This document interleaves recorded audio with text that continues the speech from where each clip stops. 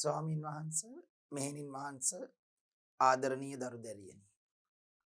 මූලික පිරිවෙනේ පස්වන ශ්‍රේණියට අදාළ විද්‍යාව පාඩම් මාලාවේ 6 වන විද්‍යාව පාඩම. රසායනික කර්මාන්ත කියන මාතෘකාව මේ වන විට අපි සාකච්ඡා කරමින් ඉන්නවා. මේ පාඩමේ කොටස් කිහිපයක් මේ වන විට අප ඉතා පැහැදිලිව දීර්ඝ ලෙස සාකච්ඡාවට ලක් කරා. අපි කතා කරා රසායනික කර්මාන්තයක් ආරම්භ කිරීමට අපි පසුබිම හදා ගන්න ඕනි කොහොමද?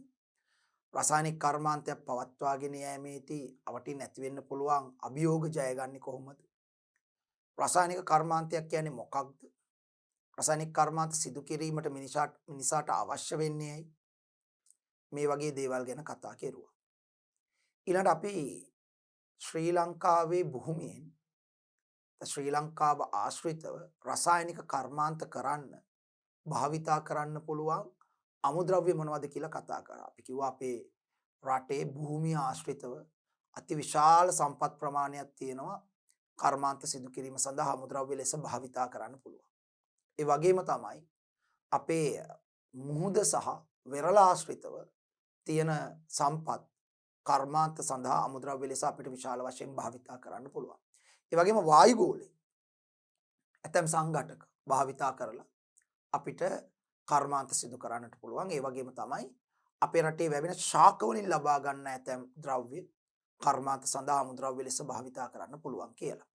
ඒක නිසා ශ්‍රී ලංකාව කියන්නේ කර්මාන්ත සිදු කිරීමට අමුද්‍රව්‍ය සපයන තෝතැන්නක් වගේ කියලායි අපි ඉගෙන ගත්තේ. ඉතින් අපි කතා කෙරුවා ශ්‍රී ලංකාවේ විශාල වශයෙන් හුණුගල් තියෙන නිසා හුණුගල් ආශ්‍රිත කර්මාන්ත කිහිපයක්. හුණුගල් ආශ්‍රිතව සිදු කෙරෙන සිමෙන්ති නිෂ්පාදනය, හුණු පිලිසීමේ කර්මාන්තය, එමගින් ලබා ගන්න අලුහුණු, ඊළඟට ඒ අලුහුණු වලට ජලයේ ඉසලා ලබා ගන්න දියගැසුණු, දියගැසුණු ක්ලෝරින් වායු එක්ක ප්‍රතික්‍රියා කරලා හදා ගන්න විරංජන කුඩු ගැන අපි කතා කරා.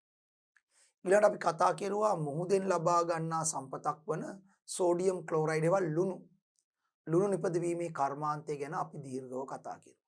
මෙන්න මේ කොටස් ටික ඉතා පැහැදිලිව දීර්ඝව අපි සාකච්ඡා කරලා තියෙනවා. හොඳයි, එහෙමනම් අද අපි යන්න හදන්නේ මේ වායු වර්ග ආශ්‍රිත කර්මාන්ත කිහිපයක් ගැන කතා කරන්න. වායුගෝලයෙන් ලබා ගන්න පුළුවන් වායු ආශ්‍රිත කර්මාන්ත කිහිපයක්. අපි දන්නවා අපගේ වායුගෝලය සංශුද්ධ ද්‍රව්‍යයක් නෙමෙයි. වායුන් රාශියක මිශ්‍රණයක් තමයි අපේ වායුගෝලයේ තියෙන්නේ. අපේ වායුගෝලය කියන්නේ වායු රාශියක මිශ්‍රණයක්. එකිනෙකට වෙනස් වායු වර්ග රාශියක මිශ්‍රණයක් තමයි වායුගෝලය. වායුගෝලයේ 78.1ක් විතර තියෙන නයිට්‍රජන් වායුව. ඒ කියන්නේ සාමාන්‍ය වාතයේ 4න් 3කට වඩා වැඩි ප්‍රමාණයක් තියෙන නයිට්‍රජන් වායුව. ඊළඟට 20.9ක් ආසන්න වශයෙන් 21ක් විතර තියෙන ඔක්සිජන් වායුව. ඔක්සිජන් වායුව. 0.3ක විතර ප්‍රතිශතයකින් පවතිනවා කාබන් ඩයොක්සයිඩ් වායුව. ඊට අමතරව 0.99ක විතර ප්‍රතිශතයක් පවතිනවා ආගන් වායුව. කියන්නේ ආසන්න වශයෙන් 1ක් විතර ආගන් තියෙනවා. ඊට අමතරව හයිඩ්‍රජන්, හීලියම්, නියෝන් ආදී වායු, nitrogen dioxide, sulphur dioxide, carbon monoxide ආදී වායු වර්ග වායුගෝලීය අංශු මාත්‍ර වලින් පවතිනවා. සැලකිය යුතු ප්‍රමාණයක් නමුත් වෙනස් වන ප්‍රතිශත වලින් ජල වාෂ්පත් වායුගෝලයේ තියෙනවා. ඉතින් අපේම වායුගෝලයේ තියෙන මේ සංඝටක අතරින් ඇතැම් සංඝටක අපිට කර්මාන්ත සඳහා අමුද්‍රව්‍ය ලෙස භාවිතා කරන්නට පුළුවන්. ඒ සඳහා අපි ඒ වායුගෝලයේ තියෙන සංඝටක වායුගෝලයෙන් වෙන් කර ලබා ගන්න ඕන. බොහෝ වෙලාවට අපි වායුගෝලයෙන් මේ සංඝටක වෙන් කර ලබා ගන්නේ වාතය ද්‍රව කරලා, වාතයේ සමස්තයක් ලෙස පීඩනය වැඩි කරලා උෂ්ණත්වය අඩු කරලා වාතය ද්‍රව කරාම ආවරණ ද්‍රවයක් බවට පත් වෙනවා වාතය. ඊට පස්සේ මේක හිමින් හිමින් ආසවණය කරනවා. ඒ කියන්නේ හිමින් රත් කරනවා. එතකොට අර ද්‍රවයේ තියෙන වායු සංඝටක එකින් එක ක්‍රමානුකූලව එකින් එක වාෂ්ප වෙන්න ගන්නවා. ඒතර අපිට මේ වාෂ්පයෙන් උෂ්ණත්ව පාලනය කරලා එක එක සංඝටකයේ වෙන වෙනම වෙන් කරන්න පුළුවන්. මේකට කියනවා ද්‍රව කළ වාතයේ භාගික ආසවණය කිරීම කියලා. එනවා වායුගෝලයේ සංඝටක වෙන් කිරීමට බොහෝ වෙලාවට අපි භාවිතා කරන්නේ ද්‍රව කළ වාතයේ භාගික ආසවණය කිරීම. ද්‍රව කළ වාතය භාගික ආසවණය කිරීම. ඉතින් අපි මේ පාඩමේදී ප්‍රධාන වායු වර්ග තුනක් ලබා ගන්න හැටි සහ ඒ වාසිතව සිදු කරන්න පුළුවන් කර්මාන්ත ගැන කෙටියෙන් නමුත් පැහැදිලිව ඉගෙන ගන්නටයි හදන්නේ. අපි ප්‍රධාන වායු වර්ග තුනක් මේ පාඩමේදී කතා කරන වායු ආශ්‍රිතව කරන්න පුළුවන් කර්මාන්තවලදී එකක් තමයි නයිට්‍රජන් වායුව. කර්මාන්තවලදී ඉතා වැදගත් වන වායුවක් නයිට්‍රජන්. නයිට්‍රජන් විවිධාකාර ප්‍රයෝජන වලට ලබා ගන්නවා. නයිට්‍රජන් වායුව වගේම නයිට්‍රජන් ද්‍රවයත්, ඒ කියන්නේ වායුව ද්‍රව කරන්න පුළුවන්. නයිට්‍රජන් වායු අවස්ථාවේදී පාවිච්චි කරනවා වගේම නයිට්‍රජන් ද්‍රව අවස්ථාවේදී අපි විවිධ කාර්යයන් සඳහා භාවිතා කරනවා. ඒ විවිධ කාර්යයන් සඳහා අවශ්‍ය කරන නයිට්‍රජන් වායුව අපි වායු ගෝලයෙන් වෙන් කරගන්නවා. එහෙනම් අපි මුලින්ම කතා කරන්න දන්නේ නයිට්‍රජන් ගැන. ඊළඟට අපි කතා කරන්නේ ඔක්සිජන් ගැන. කර්මාන්ත රාශියක් සිදු කිරීම සඳහා ඔක්සිජන් අත්‍යවශ්‍ය වායුවක්. බොහෝ රසායනික කර්මාන්ත වලට අමුද්‍රව්‍යයක් ලෙස ඔක්සිජන් වැදගත් වෙනවා. ඒ නිසා මේ සඳහා අවශ්‍ය ඔක්සිජන් අපි ලබා ගන්නේ කොහොමද? අපි කතා කරන්නේ. ඒ වගේම තමයි ඇසිටලීන් හෙවත් එතයින් වායුව. එකත් කර්මාන්තවලදී භාවිතා වන වායුව. මෙන්න හැබැයි ඇසිටලීන් සාමාන්‍ය වාතය නම් නැහැ. නමුත් අපිට ඒක වෙනත් ප්‍රභව වලින් වෙන් කරගන්න පුළුවන්.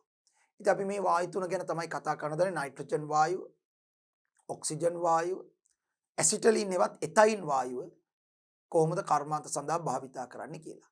අපි මුලින්ම කතා කරන්න හදන්නේ නයිට්‍රජන් වායුව. වායු වර්ග ආශ්‍රිත කර්මාන්ත. නයිට්‍රජන්, ඔක්සිජන්, ඇසිටලීන් යන වායු වර්ග කර්මාන්තවලදී සුලභව භාවිතා වන වායු වර්ග වේ. ඔව්. වෙනත් වායු තියෙනවා. නමුත් අපි කතා කරන්නේ මේ ටික. නයිට්‍රජන් වායුව ගත්තොත් මුලින්ම නයිට්‍රජන් කියන්නේ පිරිසිදු නයිට්‍රජන් වායුව නිර්වර්ණ නිර්ගන්ධ වායුවක්. වර්ණයක් නැහැ, ගන්ධයක් නැහැ. ගඳක් සුවඳක් නැහැ නයිට්‍රජන් වායුවට. වර්ණයකුත් නැහැ. දැන් නයිට්‍රජන් වායුවට වර්ණයක් තිබ්බනම් සාමාන්‍ය වාතයේ 4න් 3කට වඩා තියෙන නයිට්‍රජන්. එන සාමාන්‍ය වාතයටත් වර්ණයක් තියෙනවා. එහෙම නැහැනේ සාමාන්‍ය වාතය අවර්ණයි. මොකද නයිට්‍රජන් අවර්ණ වායුවක්. ඒ වගේම තමයි ගන්ධය. නයිට්‍රජන් වායුවේ යම්කිසි ගඳක් හෝ සුවඳක් තිබ්බනම් සාමාන්‍ය වාතයේ නයිට්‍රජන් 4න් 3ක් තියෙන නිසා සාමාන්‍ය වාතයටත් ඒ ගඳ සුවඳ එන්න ඕනේ. එහෙම එකක් සාමාන්‍ය වාතයේ නැහැ. නිර්ගන්ධයනේ අපේ සාමාන්‍ය වාතයේ. ඒ කියන්නේ නයිට්‍රජන් නිර්ගන්ධ වායුව. පිරිසිදු නයිට්‍රජන් වායුව නිර්වර්ණයි, නිර්ගන්ධයි. ඒ වගේම නයිට්‍රජන් වායුව සාමාන්‍ය වාතයට වඩා යාන්තමට බරින් අඩුයි. ඉතින් සර් කිව්වේ නම් 4න් 3ක් විතර නයිට්‍රජන් තියෙනවා කියලා වාතේ. තියෙනවා. 4න් 3ක් නේ තියෙන්නේ. ඉතුරු සංඝටක තව තියෙනනේ ඔක්සිජන්, කාබන් ඩයොක්සයිඩ් එහෙම. ඒතර ඒවත් එකතු වුණාම සාමාන්‍ය වාතයේ පිරිසිදු නයිට්‍රජන්ට වඩා ටිකක් බර වැඩි. සාමාන්‍ය වාතයට යන්තමින් බරින් අඩුයි නයිට්‍රජන් වායුව. හරි. ඉතින් මේ නයිට්‍රජන් වායුව සාමාන්‍යයෙන් අක්‍රිය වායුවක්. ඒ වගේම දහන අපෝෂකයක්. නයිට්‍රජන් වායුව දහනයට උදව් කරන්නේ නැහැ. දහන අපෝෂකයක්. නයිට්‍රජන් වායුව තියෙන තැනකදී ගිනි ගැනීම ඇති වෙන්නේ නැහැ. ගින්නට උදව් කරන වායුව තමයි ඔක්සිජන් වායුව. දහන පෝෂක වායුව. ගින්නක් තියෙන තැනකට ඔක්සිජන් වදින්න ගින්න තව පැතිරෙනවා. අපි කියනවා දහනය පෝෂණය කරනවා. දහන පෝෂක වායුව වෙන්නේ ඔක්සිජන්. නයිට්‍රජන් වායුව දහනයට උදව් කරන්නේ නැහැ. ඒ නිසා ගින්නක් තියෙන තැනකට නයිට්‍රජන් වායුව ආවරණය කෙරුවොත් ගින්න නිවෙනවා. නයිට්‍රජන් දහන අපෝෂකයක් නිසා. නයිට්‍රජන් දහන අපෝෂක වායුවක්. ඒ වගේම නයිට්‍රජන් හරි අක්‍රිය වායුවක්. අක්‍රියයි. ලෙහෙසියෙන් ප්‍රතික්‍රියා වලට යන්නේ. ලෙහෙසියෙන් ප්‍රතික්‍රියාවට යන්නේ සාමාන්‍ය නයිට්‍රජන් වායුව ප්‍රතික්‍රියා වලට ලක් කරන්න නම් සාමාන්‍ය සෙල්සියස් 900කට වඩා වැඩි උෂ්ණත්වයකට රත් කරන්න ඕනේ. මේ සාමාන්‍ය පරිසරයේදී එවැනි උෂ්ණත්වයක් සාමාන්‍ය තත්ත්වයට ලැබෙන්නේ නැහෙනි. ඒ නිසා සාමාන්‍ය තත්ත්වයට නයිට්‍රජන් අක්‍රිය වායුවක්. ඒ අක්‍රිය ස්වභාවය නිසාම ඇතැම් කර්මාන්තවලදී නයිට්‍රජන් භාවිතා කරනවා අක්‍රිය වායුවක් ලෙස. අක්‍රිය ස්වභාවය නිසා ඇතැම් කර්මාන්තවලදී මේ නයිට්‍රජන් වායුව අපි භාවිතා කරනවා. ඒ අක්‍රිය ස්වභාවය නිසා. ඒ වගේම තමයි නයිට්‍රජන් වායුව ද්‍රව කෙරුවොත් හරිම සීතලයි. ද්‍රව නයිට්‍රජන් හරිම සීතලයි. අධිශීතකාරකයක්. අයිස් වලටත් වඩා සීතලයි. ඒ ද්‍රව නයිට්‍රජන් වල තියෙන අධික සීතල නිසා අපි ද්‍රව නයිට්‍රජන් භාවිතා කරනවා විවිධ කර්මාන්ත වලට එහි තියෙන ශීතකාරක ගුණය නිසා. එනම් නයිට්‍රජන් වායුව අපි හුඟක් ප්‍රයෝජන ගන්නවා මේක නිර්වර්ණ වායුවක්, නිර්ගන්ධ වායුවක්, දහන අපෝෂක වායුවක්, ඒ වගේම අක්‍රිය වායුවක්. සාමාන්‍ය වාතයේ 78.1ක් විතර නයිට්‍රජන් තියෙනවා. සාමාන්‍ය වාතයේ 78.1ක් විතර. 78.1ක් විතර ආසන්න වශයෙන් 78ක් කියන්නත් පුළුවන් නයිට්‍රජන් වායුව අඩක්. නයිට්‍රජන් වායු සංකේතවත් කරන්නේ N2 ගෑස් කියලා. නයිට්‍රජන් වායුව N ගෑස් කියන්න බෑ. මොකද නයිට්‍රජන් වායුවේ තනි නයිට්‍රජන් පරමාණු නෙවෙයි තියෙන්නේ. පරමාණු දෙක එකතු වීමෙන් බන්ධනය වීමෙන් සෑදුණු නයිට්‍රජන් අණු තියෙන්නේ. ඒත් නයිට්‍රජන් අණුවක නයිට්‍රජන් පරමාණු දෙකක් තියෙනවා. ඒ නිසා අපි ලියන්නේ N2 ගෑස් කියලා. නයිට්‍රජන් වායුව. එහි තියෙන අණුක නයිට්‍රජන්. ඒ අණුක නයිට්‍රජන් නිසා තමයි මේ අක්‍රිය ස්වභාවය ඇති වෙලා තියෙන්නේ. නම් මේ බලන්න. නයිට්‍රජන් අවර්ණ ගන්ධයකින් තොර හා සාමාන්‍ය තත්ත්වයට ප්‍රතික්‍රියාශීලීත්වයෙන් ඉතා අඩු. ඒ කිව්වේ අක්‍රිය. දහන අපෝෂක වායුවක් වේ. අවර්ණයි, නිර්වර්ණයි. ගන්ධයකින් තොරයි, නිර්ගන්ධයි. සාමාන්‍ය තත්ත්වයට ප්‍රතික්‍රියාශීලීත්වයෙන් ඉතා අඩු. ඒ කියන්නේ අක්‍රියයි. දහන අපෝෂක වායුවක් වේ. වායුගෝලීය වාතයේ 78ක පමණ ප්‍රතිශතයකින් නයිට්‍රජන් පවතී. නයිට්‍රජන් වායුව කාර්මිකව නිපදවනු ලබන්නේ ද්‍රවීකරණය කළ සාමාන්‍ය වාතයේ භාගික ආසවණයට ලක් කිරීම. මම කිව්වේ මේ මහා පරිමාණ කටයුතු සඳහා අවශ්‍ය කරන මහා පරිමාණ විද්‍යාගාර පරීක්ෂණ කටයුත්තක් සඳහා අවශ්‍ය කරන නයිට්‍රජන් වායුව නිපදවා ගන්නවා වෙන ක්‍රම තියෙනවා. සරල ක්‍රම. හරි. ඒවා නෙවෙයි. මහා පරිමාණ වශයෙන් කර්මාන්ත සඳහා අවශ්‍ය වන නයිට්‍රජන් වායුව නිපදවා ගන්න ද්‍රව කළ වාතයේ භාගික ආසවණය කළා. මොකද වාතයේ 178ක් කියන්නේ 4න් 3කටත් වඩා නයිට්‍රජන් නේ තියෙන්නේ.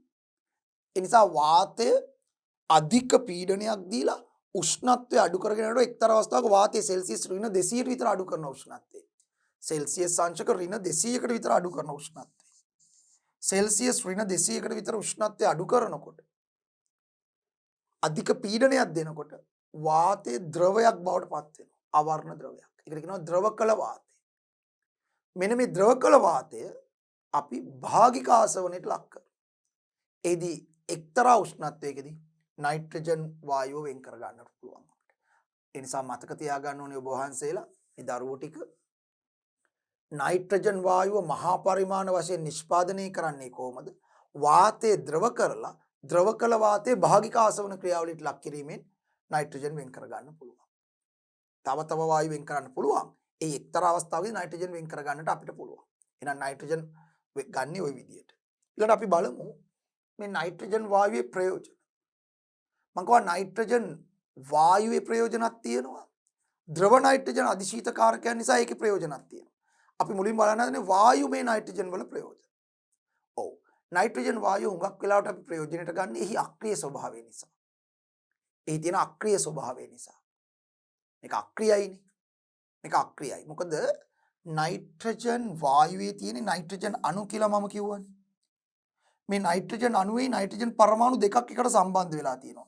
මෙන්න මේ විදිහට සම්බන්ධ වෙලා තියෙනවා. මේ තියෙන එක නයිට්‍රජන් පරමාණුව, මේ තියෙන අනිත් නයිට්‍රජන් පරමාණුව. මේ දෙක අතර ප්‍රබල ත්‍රිත්ව බන්ධනයක් තියෙනවා. ත්‍රිසංයෝජ සහබන්ධනයක් කියවත් ත්‍රිත්ව බන්ධනයක්. මේ ත්‍රිත්ව බන්ධනයේ බන්ධන ශක්තිය හරි ඉහළයි. ඒ නිසා ලේසියෙන් මේ බන්ධනය කැඩෙන්නේ නැහැ. කැඩෙන්න සාමාන්‍යයෙන් එක්කෝ ප්‍රබල විද්‍යුත් ධාරාවක් සපයලා විද්‍යුත් ශක්තිය හරහා බන්ධනය කඩන්න ඕනේ. එහෙම නැත්නම් සෙල්සියස් අංශක 900කට වඩා ඉහළ උෂ්ණත්වයකට රත් කළ තාප ශක්තිය සපයන්න ඕනේ. එතකොට මේ බන්ධනය කැඩෙනවා. ඒ හැර සාමාන්‍ය තත්වයටදී මේ බන්ධනය කැඩෙන්නේ නැහැ. ඉතින් ඒ නිසා මේ බන්ධනේ පරමාණු දෙක බැඳලා තියෙන නිසා මේ පරමාණු දෙකට වෙන් වෙලා ගිහලා ප්‍රතික්‍රියාවට ලක් වෙන්න බෑ. ඒ නිසා හරි අක්‍රියයි මොකද ප්‍රතික්‍රියා කරන්න මේ බන්ධනේ කැඩලා පරමාණු දෙක වෙන් වෙලා යන්න ඕනේ ප්‍රතික්‍රියාවලට. එimhe යන්න බෑ බන්ධනේ ප්‍රබල නිසා. ඒ නිසා නයිට්‍රජන් වායුව සාමාන්‍ය තත්ත්වයටදී හරි අක්‍රියයි. අක්‍රිය වායුවක්. ඒ අක්‍රිය ස්වභාවය නිසා අපි විවිධ ප්‍රයෝජන සඳහා විවිධ කාර්යයන් සඳහා නයිට්‍රජන් වායුව භාවිතා කරනවා. විවිධ ප්‍රයෝජන සඳහා විවිධ කාර්යයන් සඳහා නයිට්‍රජන් වායුව භාවිතා කරනවා. පළවෙනි එක සූත්‍රිකා විදුලි බල්බ තුල සහ උෂ්ණත්වමාන තුල පිරවීම සඳහා නයිට්‍රජන් වායුව භාවිතා කරනවා. සූත්‍රිකා විදුලි බල්බ තුල සහ උෂ්ණත්වමාන තුල පිරවීම සඳහා නයිට්‍රජන් වායුව භාවිතා කරනවා. සූත්‍රිකා විදුලි බල්බ තුල සහ උෂ්ණත්වමාන තුල පිරවීමට අපි නයිට්‍රජන් වායුව භාවිතා කරනවා. හරි. ඒ ඇයි දැන් මෙහෙමයි. සූත්‍රිකා විදුලි බල්බයක් ගත්තොත් තෝමස් අල්වා එඩිසන් මහත්තයා හදපු සූත්‍රිකා විදුලි බල්බයක් ගත්තොත් හරි. ඒක හදලා තියෙන සූත්‍රිකාව ටංස්ටන් කියන ලෝහෙන් තමයි හදලා තියෙන්නේ. ෆිලමන්ට් එක හදලා තියෙන්නේ ටංස්ටන් වලින්. දැන් මේ ටංස්ටන් වල තියෙන විශේෂත්වය තමයි මේකට විදුලි ධාරාව දුන්නම මේකට අපි විදුලි ධාරාව දුන්නම මේ වයර් හරහා මේ ෆිලමන්ට් එක හරහා විදුලිය යනකොට මේකේ ප්‍රතිරෝධය හුඟක් වැඩි. අපි විදුලිය ගැන පාඩමක් කරානේ. දැන් ඔබ වහන්සේලා දන්නවා ප්‍රතිරෝධය කියන්නේ ධාරාවේ ගමනට විරුද්ධව තියෙන බාධා. ඒ නිසා මේ ටංස්ටන් කියන ලෝහයේ ප්‍රතිරෝධකතාවය ඉතා ඉහළයි. ඒ නිසා මේ තුලින් විදුලිය යනකොට විද්‍යුත් ශක්තිය සෑහෙන ප්‍රමාණයක් අපතේ යනවා. ඒ අපතේ යන ශක්තිය පරිවර්තන වෙනවා තාපයේ බවට. තාපයේ බවට පත් වෙන නිසා ගිනියම් වෙනකන් රත් වෙනවා. ගිනියම් වෙනකන් රත් වෙනවා මේක. ඒ ගිනියම් වෙනකන් රත් වෙනකොට කහපාට ආලෝකයක් නිකුත් කරනවා. ඒක නිසා තමයි සූත්‍රිකා විදුලි බල්බයක් කහපාටට දැල් වෙන්නේ. අපි කියන්නේ බල්බය දැල් වෙනවා කියලා කහපාට ආලෝකයක් නිකුත් කරන්නේ ඒකයි. කහපාට ආලෝකයක් නිකුත් කරන්නේ ඒකයි. ගිනියම් වෙනකන් රත් වෙලා තමයි ආලෝකය විහිදුවන්නේ. දැන් ගිනියම් වෙනකන් රත් වෙච්ච සූත්‍රිකාවක් අසල මේක ඇතුලේ සාමාන්‍ය වාතයේ පුරවලා තිබුණොත් සාමාන්‍ය වාතයේ 121ක් තියෙන ඔක්සිජන්. සාමාන්‍ය වාතයේ 121ක් තියෙන ඔක්සිජන්. ඒතර සාමාන්‍ය වාතයේ මේ විදුලි බුබුල ඇතුලේ පුරවලා තිබුණොත් ඒ සාමාන්‍ය වාතයේ තියෙන ඔක්සිජන් අර ගිනියම් වූ සූත්‍රිකාවත් එක්ක ටක් ගාලා ප්‍රතික්‍රියා කරලා ගිනි ගන්නවා සූත්‍රිකාව. දහන පෝෂකේ. ඒ නිසා මේක ඇතුළට සාමාන්‍ය වාතය පුරවන්නට බෑ. ඒ නිසා මේක ඇතුළට පුරවන්න ඕනි ගිනියම් වූ සූත්‍රිකාව සමග පවා ප්‍රතික්‍රියා නොකරන අක්‍රිය වායුවක්. ඒ සාමාන්‍යයෙන් ඔකට පුරවන්න ඕනේ ආගන් වගේ වායුවක්. මොකද ආගන් හරි ප්‍රතික්‍රියාශීලීත්වයෙන් අඩුයි නිෂ්ක්‍රීය වායුව ආගන්. ආවර්තය වගේ 8 වෙනි කාණ්ඩයේ තියෙන ආගන් වගේ වායුවක් තමයි මේකට පුරවන්න ඕනේ. නමුත් ආගන් ටිකක් මිලෙන් අධිකයි. ඒ නිසා ඇතැම් විදුලි බල්බ නිෂ්පාදකයෝ තමන්ගේ විදුලි බල්බේ නිෂ්පාදන වියදම අඩු කරන්න ආගන් වෙනුවට මේකට නයිට්‍රජන් වායුව පුරවනවා ඇතුළට. මේ පුරවලා තියෙන නයිට්‍රජන්. එතකොට මොකද නයිට්‍රජන් උත් අක්‍රියයිනේ. ඒ නිසා අර ගිනියම් වූ සූත්‍රිකාව සමග පවා නයිට්‍රජන් ප්‍රතික්‍රියා කරන්නේ නැහැ. ඒ නිසා සූත්‍රිකාව ගිනි ගන්න එක වලකිනවා. අනිසත් විදුලි බල්බ තුල පිරවීම සඳහා නයිට්‍රජන් වායුව භාවිතා කරනවා. ඊට උෂ්ණත්වමාන. අපි දන්නවා දැන් උෂ්ණත්වමානයක් ගත්තම මේ විදිහට අපි ඉගෙන ගත වීදුරු රසදිය උෂ්ණත්වමානයක්. ඒකේ මේ වගේ බල්බයක් තියෙනවා ඇතුලේ. ඒ බල්බය තුල රසදිය පුරවලා තියෙනවා. රසදිය පුරවලා තියෙනවා. ඒ රසදිය අඩංගු මෙහෙම හීනි නලයක් තියෙනවා. මේ නලයේ දිගේ පොඩි හීනි නලයක්. ඒ නලයේ දිගේ තමයි රසදිය කඳ ඉහළ නගින්න උසානුව තමයි අපි උෂ්ණත්වය තීරණය කරන්නේ. දැන් මේ නලය ඇතුලේ හරි සාමාන්‍ය වාතය පුරවන්න බෑ. සාමාන්‍ය වාතය පිරෙව්වොත් හරි සාමාන්‍ය වාතයේ රසදියත් එක්ක ප්‍රතික්‍රියා කරලා රසදිය ඔක්සයිඩ් එක හදනවා. මොකද සාමාන්‍ය වාතයේ ඔක්සිජන් තියෙනවනේ. ඔය ඔක්සිජන් රසදියත් එක්ක ප්‍රතික්‍රියා කරලා රසදිය ඔක්සයිඩ් එක හදනවා. එතකොට මේක ඝන වෙනවා. ද්‍රව තත්ත්වේ නේද? රසදිය කියන්නේ ද්‍රවයක් නේ. ඔක්සයිඩ් එක හදපුවම ඝන වෙනවා. ඒ නිසා මේක ඇතුළට සාමාන්‍ය වාතය පුරවන්න බෑ. නයිට්‍රජන් වායු පුරවන්න. නයිට්‍රජන් අක්‍රිය නිසා රසදිය එක්ක ප්‍රතික්‍රියා කරන්නේ නැහැ. ඒ නිසා උෂ්ණත්වමාන සුළු සහ විදුලි බල්බ තුල පිරවීම සඳහා අපි නයිට්‍රජන් වායුව භාවිතා කරන එක තමයි නයිට්‍රජන් වායුවේ පළවෙනි ප්‍රයෝජන. ඒක දෙකම පාවිච්චි කරන්නේ එහි තියෙන අක්‍රීය ස්වභාවය නිසා. හරි. එහෙනම් ඔන්න නයිට්‍රජන් වල පළවෙනි ප්‍රයෝජනේ උෂ්ණත්වමාන සහ විදුලි බල්බ තුල පිරවීම සඳහා. මේ බලන්න. එහෙනම් බලන්න.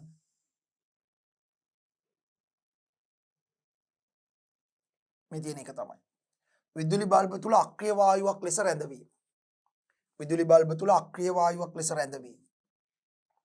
ඊළඟට අසුරණ තුල බහා ඇති ආහාර ඔක්සිකරණය වීම වළක්වා ඒවායේ නැවුම් බව පවත්වාගෙන. ඔව්. නයිට්‍රජන් අක්‍රීය වායුවක් නිසා ආහාරات එක්ක ප්‍රතික්‍රියා කරන්නේ. ඒ නිසා ඇතැම් ආහාරවල ඇසුරුම් වායුව ලෙස නයිට්‍රජන් වායුව භාවිතා කරනවා. ඇසුරුම් වායුව ලෙස. ඇසුරුම් වායුව ලෙස. උදාහරණයකට කිරිපිටි. දැන් කිරිපිටි පැකට් කළාම ඒ කිරිපිටි පැකට් එක කට ළඟට පිරෙන්නෙම කිරිපිටි නෑනේ. කිරිපිටි පැකට් එකේ යම් ප්‍රමාණයක් තියෙනවා. ඉතුරු ටික හිස්. ඒ හිස් අවකාශයට සාමාන්‍ය වාතය තියන්න බෑ. මොකද සාමාන්‍ය වාතය තිබ්බොත් සාමාන්‍ය වාතයේ ජල වාෂ්ප තියෙනවා. ඒ ජල වාෂ්ප කිරිපිටිත් එක්ක ප්‍රතික්‍රියා කරලා කිරිපිටි තෙත් කරනවා. මුඩු වෙන්න බලනවා ඊළඟට. ඊළඟට ඒ සාමාන්‍ය වාතයේ ඔක්සිජන් තියෙනවා. ඒ ඔක්සිජන් මේ කිරිපිටිත් එක්ක ප්‍රතික්‍රියා කරනවා. ප්‍රතික්‍රියාශීලීනේ. ඒ නිසා කිරිපිටි පැකට් ඇතුළට කිරිපිටි ඇසරුවාට පස්සේ ඒක ඇතුළට නයිට්‍රජන් වායුව තමයි දාලා සීල් කරන්නේ. නයිට්‍රජන් අක්‍රිය නිසා කිරිපිටිත් එක්ක ගැටි ගැටි තිබ්බත් පැකට් එක ඇතුළේදී අක්‍රිය නිසා කිරිපිටිත් එක්ක ප්‍රතික්‍රියාවක් වෙන්නේ නැහැ. ඒ නිසා කිරිපිටි සෑහෙන කාලයක් ගැටලුවකින් තොරව තියෙනවා අක්‍රිය වායුවක් නිසා. ඒ අනුව කිරිපිටි වගේ ආහාර ද්‍රව්‍ය වල වෙනත් ආහාර වලටත් මේක පාවිච්චි කරනවා. ඒ කියන්නේ ආහාරේ පැකට් කරලා පැකට් එක ඇතුළේ නයිට්‍රජන් දාන්නම තමයි පැකට් එක පිම්බෙන්නේ. ඒක සීල් කරනවා. ඒතර ආවරණ වායුව ලෙස දාලා තියෙන්නේ ඒකට. අක්‍රිය ස්වභාවය නිසා. එහෙනම් ඇතම් ආහාරවල ඇසුරුම් වායුව ලෙස පාවිච්චි කරනවා.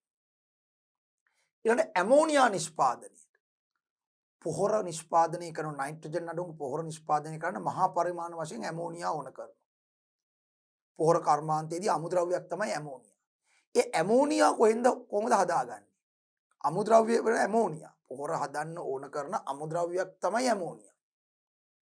නමුත් ඇමෝනියා ස්වභාවය හොයාගන්න නැහැ. ස්වභාවයේ වායු ගෝලයේ හෝ වෙනත් තැන්වල සාමාන්‍යයෙන් ඇමෝනියා නැහැ.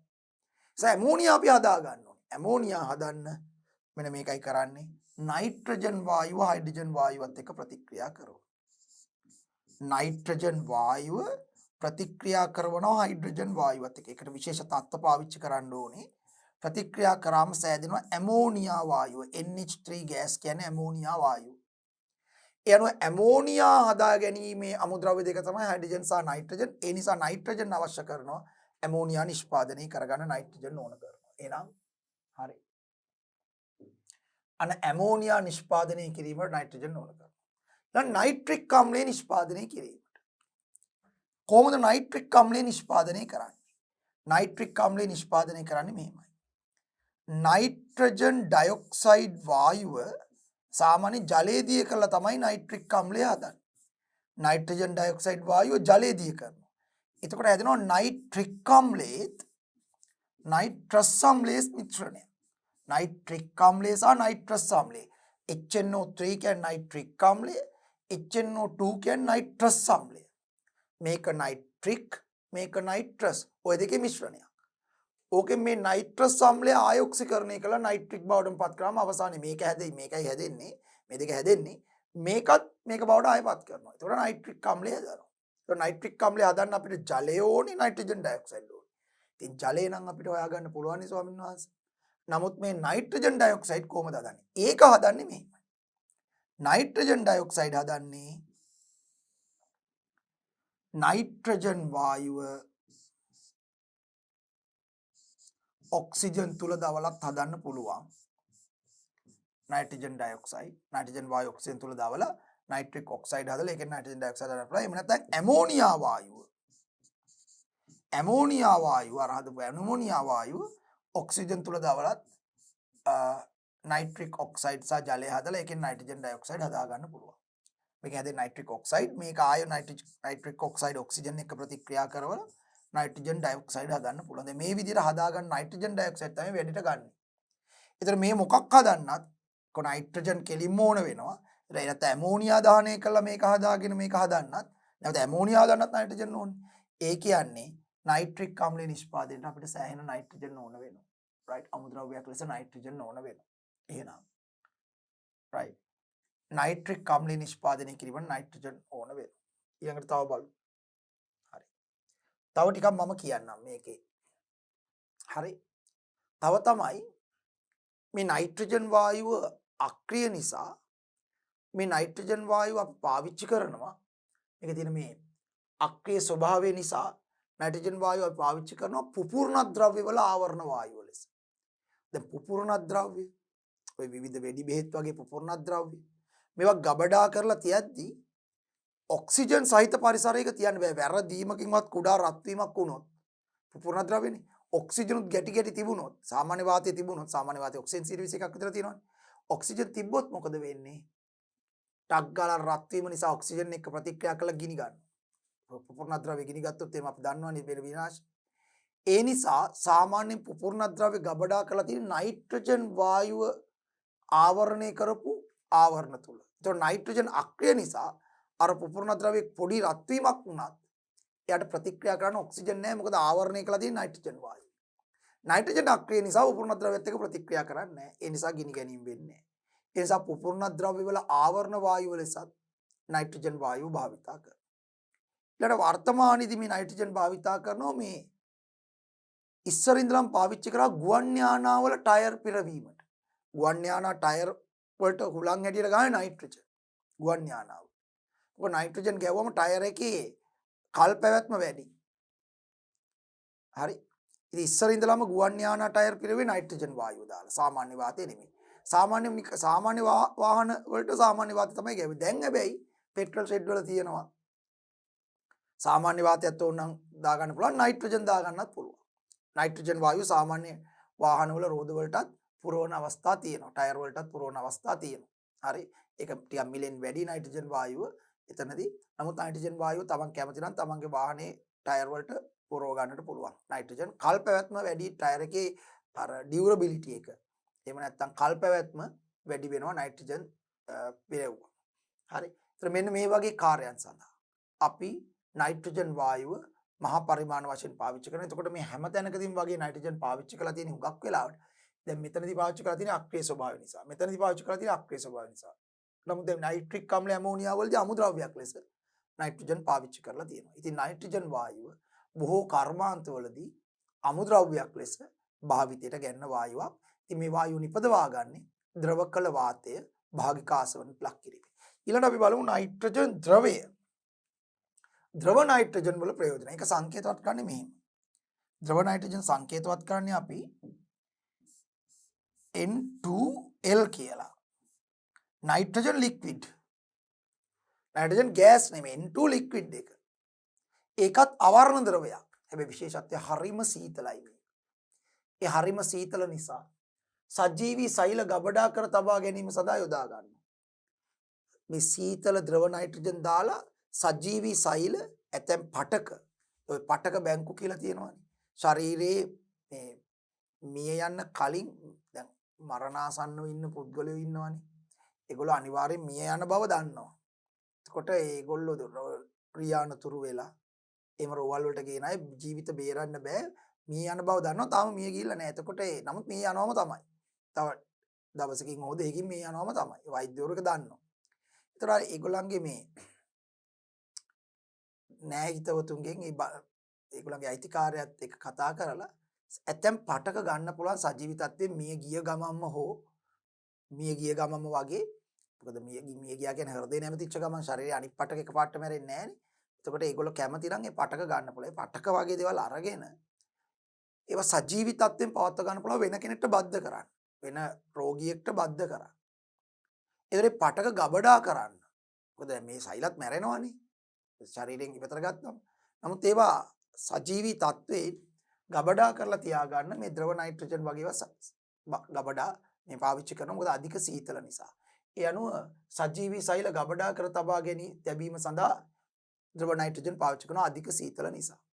ඊට අමතරව නලවල පළදූ තැන් පිළිසකර කිරීමේදී ශීතකාරක ද්‍රව්‍යයක් ලෙස යොදා ගැනීම. ඔය සමහරක් නලවල පළදූ තැන් පිළිසතර කරනකොට ඒක වෑල්ඩින් කරනවා. නලේ එතන පළුද්දක් තියෙනවා සිදුරක් තියෙනවා එතන වෑල්ඩින් කරනවා. වෑල්ඩින් කරාට පස්සේ ඒක ටක් ගාලා එකපාරට සීත කළොත් හොඳට හයි වෙනවා. එකපාරට සීත කරන්න බැරි නිකන් තියලා. නිකන් තිබ්බට හිමින් හිමින් සීතල වෙන්නේ. ඒ නිසා වෑල්ඩින් කරලා මේක පාස්සලා එකපාරට ද්‍රව නයිට්‍රජන් ටිකක් දානවා. අධි සීතලට අරක හොඳට ගන්න වෙනවා. හයි වෙලා ඉතින්. ඒ නිසා නලවල පළුදූ තැන් පිළිසකර කිරීමේදී ශීතකාරක ද්‍රව්‍යයක් ලෙස යොදා ගන්න. ගැඹුරු හිමායනයේ කියන්නේ අධිශීතනය. අධිවේගී හිමායනයේ මග කිරීමෙන් ජීවීන් පටක ආහාර කල් තබා ගැනීමද අපි මේ ජීවීන් සහ පටක ගැන කිව්වනේ. අධිවේගී හිමායනය කියන්නේ අධික එකවර අධික සීතල කිරීම. දැන් ෆ්‍රිජ් එක දාලා අධිවේගී හිමායනයක් කරන්න බෑ. ෆ්‍රිජ් එක ආහාරයක් හෝ වෙන දෙයක් දැම්මම හිමින් හිමින් සිසිල් වෙනවා. නමුත් ද්‍රව නයිට්‍රජන් දාපු ගමන් ෂණිකව සීතල වෙනවා. ඒ අධිවේගී හිමායනයේ මගින් ඇතැම් ආහාර වල ඉන්න සුද්ධ ජීවීන් ඔක්කොම විනාශ කරන්න පුළුවන්. ඒතර අපි ආහාර කල් තබා ගන්නට ආහාර නරක වෙන්නේ සුද්ධ ජීවීන් නිසානේ. ආහාරය මත සුද්ධ ජීවී ක්‍රියාකාරීත්වය නිසා තමයි ආහාර නරක වෙන්නේ. ඒතර අපි කරන්නේ මොකක්ද? ආහාර අරගෙන ඒකට ද්‍රව නයිට්‍රජන් දාලා එකවර සීතල කරනවා. ඒතර ආහාරින් සුද්ධ ජීවීන්ට ඒක දරා ගන්න බැරුව ඔක්කොම මැරෙනවා. ඊළඟට ටක් ගාලා සීල් කරනවා. වාජනයකට දාලා සීල් කරනවා ආහාරය. ඒතර පිටින් සුද්ධ ජීවීන් එන්නත් බෑ. ඉන්නේ උන් දැන් මැරලා තියෙන්නේ ඇයි? අර අධිවේගී හිමායනෙන් නයිට්‍රජන් නිසා සීතල වෙච්ච නිසා. අන්න එතකොට ආහාරය සෑහෙන කාලයක් කල් තබා ගන්න පුළුවන්. ඒ අනුව අධිවේගී හිමායනය මගින් ආහාර කල් තබා ගැනීමේදී නයිට්‍රජන් වායුව පාවිච්චි කරනවා. ඒ වගේම වර්තමානයේ ලෝකේ සමහර රටවල් මේ පිලිස්සුණු හැමට පිළියම් කිරීමටත් ද්‍රව නයිට්‍රජන් පාවිච්චි කරනවා. මොකද ඒක අධික සීතල නිසා හැම පිලිස්සිලා ගෙන ආපම් පිලිස්සුණු හැමට පිළියම් කරන්නට මේ ද්‍රව නයිට්‍රජන් පාවිච්චි කරනවා. මෙන්න මේ වගේ කාර්යයන් සඳහා ද්‍රව නයිට්‍රජන් පාවිච්චි කරනවා. ඒ ප්‍රධානම හේතුව තමයි ද්‍රව නයිට්‍රජන් වල තියෙන අධික සීතල ස්වභාවය. අධික සීතල ස්වභාවය. ඒ නිසා ද්‍රව ඒ වගේම තමයි සමහරක් ඖෂධ වර්ග ගබඩා කරලා තියන්න ද්‍රව නයිට්‍රජන් පාවිච්චි කරනවා. මොකද සමහරක් ඖෂධ වර්ග අඩු උෂ්ණත්වයකදී ගබඩා කරන්න ඕනේ. දැන් උදාහරණයක් ඇරෙන්න සමහරක් එන්නත් වර්ග ඔය කොරෝනා වලට දෙන ඇතැම් සමහර එන්නත් එහෙම ඉතා අඩු උෂ්ණත්වයේ ගබඩා කරලා තියන්න ඕනේ. එතකොට මේ අඩු උෂ්ණත්වයේ ගබඩා කරනකොට අයිස් කැට වලින් මේක වට කෙරුවොත් පොඩි ප්‍රශ්නයක් තියෙනවා. අයිස් කැට දී වෙනකොට වතුර හැදෙනවනේ. වතුර වලින් අර එන්නත් බෝතල් වල පිටින් අලවල තියෙන ලේබල් එකම දිය වෙනවා. එතකොට මේකේ එක්ස්පයර් ඩේට් එක කල්ලිකුත් 3 දිනේ හොයාගන්න බෑ. නිෂ්පාදිත දිනේ හොයාගන්න බෑ ප්‍රශ්න. ඇයි? බෝතල් ටික ගබඩා කරලා තියෙන අධිශීත කරන්න අයිස් කැට ඇතුලේ අයිස් කැට ක්‍රමක්‍රමයෙන් දිය වෙනකොට වතුර හැදෙනවා. වතුරට අර බෝතල් වල පිටින් අලවල තියෙන ලේබල් දිය වෙනවා. නමුත් මේක පාවිච්චි කරන්න පුළුවන්. ද්‍රව නයිට්‍රජන්. මොකද ද්‍රව නයිට්‍රජන් වලට අර දිය වෙන්නේ නැහැ. ඒක දිය වෙලා යන්නේ නැහැ වැඩි. ඒක එකපාරට වායුව බවට පත් වෙනවා. ඒක නිසා සමහරක් වෙලාවට ඒ වගේ දේවල් වලට මේ ද්‍රව නයිට්‍රජන් පාවිච්චි කරන්න පුළුවන්. ඒ වගේ මේ ඖෂධ වර්ග ගබඩා කිරීමේ වගේ කාර්යයන් සඳහා ද්‍රව නයිට්‍රජන් පාවිච්චි කරන්නට පුළුවන්. අධික සීතල නිසා අවශ්‍ය උෂ්ණත්වයේ අඩු උෂ්ණත්වයේ තියාගන්න පුළුවන් එන්නත් වර්ග. ඉතින් මේවා තමයි ද්‍රව නයිට්‍රජන් වල ප්‍රයෝජන. හොඳයි ඊළඟට අපි යන්න හදන්නේ අපි බොහොම කෙටියෙන් තමයි අපිට මේ වායු ආශ්‍රිත කර්මාන්ත ගැන ඉගෙන ගන්න තියෙන්නේ. ඔබ වහන්සේලාට පොඩක් කෙටියෙන් මේක මතක තියාගන්නයි තියෙන්නේ.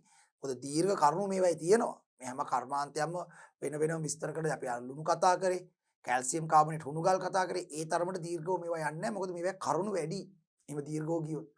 නමුත් අපිට මේක කරන්න පුළුවන් කර්මාන්ත පිළිබඳව අවබෝධයක් ලබා දෙන්න විතරයි අවශ්‍ය වායු ආශ්‍රිතව කරන්න පුළුවන් කර්මාන්ත පිළිබඳව. ඉතින් එකක් තමයි නයිට්‍රජන් වායුව, අනික එක තමයි දැන් අපි මේ කතා කරන්නේ ඔක්සිජන් වායුව.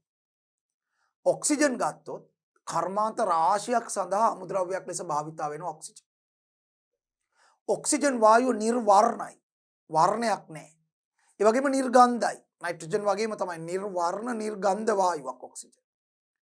නිර්වර්ණ නිර්ගන්ධ වායුවක්. ඒ වගේම තමයි ඔක්සිජන් වායුව දහන පෝෂක වායුවක්. දහනයට උදව් කරනවා. ඔක්සිජන් තියෙන තැනකදී ගින්න හට ගන්නවා. ගින්නක් තියෙන තැනකට ඔක්සිජන් වැටෙන්න ගින්න වැඩි වෙනවා. ගින්නක් තියෙන තැනකට ඔක්සිජන් වදින්න ගින්න වැඩි වෙනවා. දහන පෝෂක වායු ඔක්සිජන්. ඇත්තටම යමක් ගිනි ගන්නවා කියන්නේ ඒ ද්‍රව්‍ය ඔක්සිජන් එක ප්‍රතික්‍රියා කරනවා කියන එක. කඩදාසියක් දහනය වෙනවා කියන්නේ කඩදාසියේ වාතයේ තියෙන ඔක්සිජන් එක ප්‍රතික්‍රියා කරනවා කියන එක. දර කෑල්ලක් ගිනි ගන්නවා කියන්නේ දර කෑල්ල වාතයේ තියෙන ඔක්සිජන් එක ප්‍රතික්‍රියා කරනවා කියන එක. ඕනම දහනයකදී ප්‍රතික්‍රියා කරන්නේ අදාළ ගිනි ගන්න ද්‍රව්‍ය ඔක්සිජන් එක. දාහයි ද්‍රව්‍ය කියලා එකට කියන්නේ. දාහයි ද්‍රව්‍ය කියන්නේ ගිනි ගන්නා ද්‍රව්‍ය. දැවෙන ද්‍රව්‍ය. ඒ දාහයි ද්‍රව්‍ය දැවෙනවයි කියන්නේ ඒක ඔක්සිජන් එක ප්‍රතික්‍රියා කරනවා. දැන් අපේ මේ තියෙන ඇඳුමක් දැවෙනවයි කියන්නේ මේ ඇඳුම ඔක්සිජන් එක ප්‍රතික්‍රියා කරනවා. දහනය කියලා සාමාන්‍ය වචනයෙන් කියන්නේ යම් ද්‍රව්‍යයක් ඔක්සිජන් එක ප්‍රතික්‍රියා කිරීම. එතකොට ඔක්සිජන් එක ප්‍රතික්‍රියා කරන එක තමයි දහනය කියන්නේ. නිසා දහන පෝෂක වායු ඔක්සිජන්. ඊට අමතරව ඔක්සිජන් හරි ප්‍රතික්‍රියාශීලී වායුවක්. උගක් ද්‍රව්‍ය එක්ක ඔක්සිජන් දැල්ලක් සහිතව නොදැවුනත් ප්‍රතික්‍රියාවට ලක් වෙනවා. ප්‍රතික්‍රියාවට ලක් වෙනවා. උගක් ද්‍රව්‍ය එක්ක ප්‍රතික්‍රියා කරලා සමහරක් වෙලාවට ඒ ද්‍රව්‍යයේ වර්ණය වෙනස් වෙනවා. දැන් උදාහරණයකට රබර්. පිරිසුදු රබර් සාමාන්‍ය වාතයට විවෘත කරලා වාතයේ තියෙන ඔක්සිජන් එක ප්‍රතික්‍රියා කරලා ඔක්සිකරණය වෙනවා. එතකොට රබර් වල පැහැය වෙනස් වෙනවා. ඒ නිසා රබර් වල පැහැය වෙනස් වුණොත් රබර් භාණ්ඩ නිෂ්පාදනයේ ගැටලුවක්. නිසා රබර් ඔක්සිජන් එක ප්‍රතික්‍රියා කරලා පැහැය වෙනස් වෙන එක වළක්වන්න විවිධ උපක්‍රම යොදනවා. ඔක්සිකරණය කියලා එකට කියන්නේ. ඔක්සිජන් සමග ප්‍රතික්‍රියා කිරීම ඔක්සිකරණය. ඇතැම් ඔක්සිකරණ වලදී දැල්ලක් හට ගන්නවා. ඒකට කියනවා දහනය. ඇතැම් ඔක්සිකරණ වලදී දැල්ලක් හට ගන්නෑ නැහැ. ඒකට සාමාන්‍ය ඔක්සිකරණ. පැහැදිලි? එහෙනම් ඔක්සිජන් නිර්වර්ණ වායුවක්, නිර්ගන්ධ වායුවක්, දහන පෝෂක වායුවක්, ප්‍රතික්‍රියාශීලී වායුවක්. ඒ වගේම ජීවීන්ට ශ්වසනය සඳහා අවශ්‍ය වෙන්නේ ඔක්සිජන් වායුව. මේ ලෝකේ ඉන්න සියලුම ජීවීන් ශ්වසනය කරන්නේ ඔක්සිජන් වායුවෙන්. ශ්වසනයේට ශාක සතුන් සුද්ධ ජීවීන් ඔක්කොටම ශ්වසනය සඳහා අවශ්‍ය වෙන්නේ ඔක්සිජන් වායුව. ශ්වසනයට වැදගත් වන වායුව ඔක්සිජන් වායුව. ඊට අමතරව ඔක්සිජන් වායුව සාමාන්‍ය වාතයට වඩා බරින් චූට්ටක් වැඩි. සාමාන්‍ය වාතයේ 121ක් විතර ඔක්සිජන් තියෙනවා. 20.9ක් හරිම අගය. මොකද අපි ආසන්න වශයෙන් 121ක් විතර ඔක්සිජන් වායුව තියෙනවා. ඔක්සිජන් වායුව ලියන්නේ O2 ගෑස් කියලා. O ගෑස් කියලා ලියන්න බෑ. මොකද ඔක්සිජන් වායුවේ තියෙන්නේ ඔක්සිජන් පරමාණු නෙමෙයි ඔක්සිජන් අණු. ඔක්සිජන් පරමාණු නෙමෙයි තියෙන්නේ මොනවද? ඔක්සිජන් අණු තියෙන්නේ. ඒ අණු තියෙන නිසා හරිද? පරමාණු දෙක තුල අණු තියෙන නිසා අපි ඔක්සිජන් වායුව ලියන්නේ O2 ගෑස්. අණුක ඔක්සිජන් වායුව. අණුක ඔක්සිජන් වායුව. සාමාන්‍ය වාතයේ 121ක් තියෙනවා ඔක්සිජන් වායුව. සාමාන්‍ය වාතයේ 121ක් පමණ තියෙනවා මෙන්න මේ ඔක්සිජන් වායුව. එතකොට මේ සාමාන්‍ය වාතයේ තියෙන ඔක්සිජන් 121. හරි. ඒ නිසා තමයි ඕනෑම තැනකදී යමක් දවන්න පුළුවන් වෙලා තියෙන්නේ. මොකද සාමාන්‍ය ඕනෑම තැනක සාමාන්‍ය වාතය තියෙනවනේ. දැන් දර කෑල්ලකට නැත්නම් කඩදාසියකට ගිනි කුරක් ගහලා දැල්ලුවම ඒ කඩදාසිය රස්නෙට සාමාන්‍ය වාතයේ තියෙන අර 121 ඔක්සිජන් එක ප්‍රතික්‍රියා කරනවා. අභ්‍යවකාශයට ගිහලා යමක් දැල්වන්න බෑ. අභ්‍යවකාශයේ රික්තයක් මොනම වායුවක්වත් නැහැ. ඔක්සිජන් ඇත්තෙම නැහැ. ඒක කොච්චර ගිනි කුරු ගැහුවත් අභ්‍යවකාශයට ගිහිල්ලා යමක් දැල්වන්න බෑ. ඒ වගේම තමයි ඔක්සිජන් රහිත පරිසරයක යමක් දවන්න බෑ. ඒ කියන්නේ අපි හිතමු අපි කුටීරයක් හදා ගන්නවා කාමරයක්. ඒ කාමරේ ඔක්සිජන් නැහැ. දැන් ඒ කාමරේ අපිට කොච්චර කඩදාසිය ගිනි මේ පත්තු කරන්න නැතුවත් ගිනි කූරක් පත්තු වෙන්නෙත් නැහැ. කඩදාසිය රැල්ලුවට ගිනි ගන්නෙත් නැහැ. දැල්ලක් ඇති වෙන්නේ නැහැ මොකද ඔක්සිජන් නැහැ.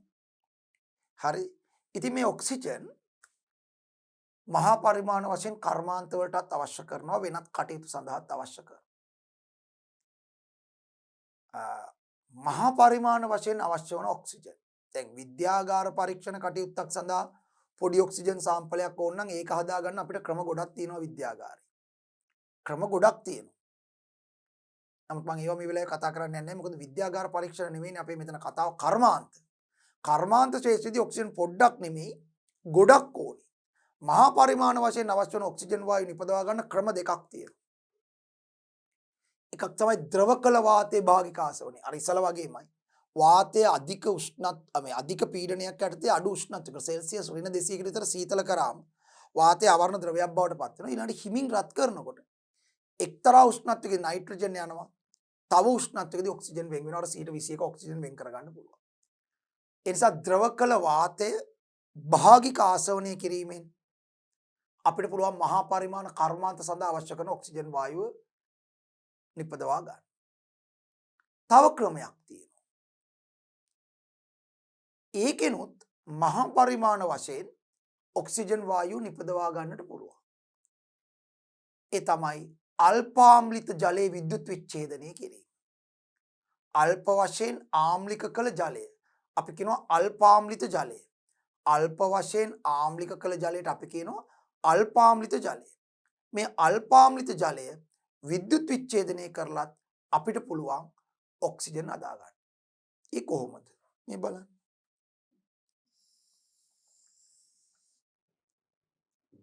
අපි ගන්නවා ටිකක් ලොකු බේසමක් වගේ එකක්. මම බීකරයක් වගේ ඇඳන එක බේසමක් වගේ එකක් ගන්නවා. අරගෙන මේකට දානවා ජලය.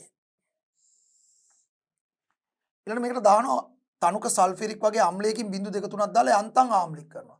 අල්ප වශයෙන් ආම්ලික කරපු ජලය දැන් මේක. එතන අපිට කියන්න පුළුවන් අල්පාම්ලිත ජලය. අල්පාම්ලිත ජලය. ඊළඟට මේ ඇත්තටම ජලය දාන්න කලින් මේ වැඩ ටික කරන්න ඕනේ. මොකද්ද? මේ හරියෙන් බේසමේ පොඩි සිදුරක් තියාගන්න. ජලය දාන්න කලින් නැත්තම් දැන් වතුර වැටෙනවනේ මෙතනින්.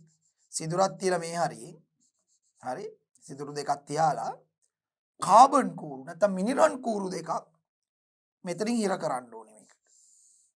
ඒතර මිනිරන් කූරු දෙක හිර කරාම සිදුරේ ඉඩ තියනවා නම් ඒකේ වතුර දැන් දැම්මට පස්සේ කාන්දු වෙන එක වළක්වන්න අපි ඉටි ටිකක් අරගෙන මෙතන සීල් කරනවා. වහනවා. ඉටි වලින් වහනවා. ඉටි වලින් මෙතන ඉටි ටිකක් දාලා වැහුවාම එතකොට අර ඒ සිදුර අතර තියෙන හිඩැස් ඔක්කොම වැහෙනවා. සිදුරයි මිනරල් කුරයි අතර තියෙන කාබන් කුරයි අතර තියෙන. එතකොට දැන් වතුර වැටෙන්නේ නැහැ. ඊළඟට තමයි වතුර ඇත්තටම දාන්නවා. දාලා තනක සල්ෆර් බිඳු දෙක තුනක් දාලා ආම්ලික් කරනවා. ඒතර අල්ෆා ආම්ලික් ජලය තියෙනවා. මේ තියෙන මිනරල් කූරු දෙක. මිනරල් කූරු දෙක. දැන් මොකද කරන්නේ? මේකට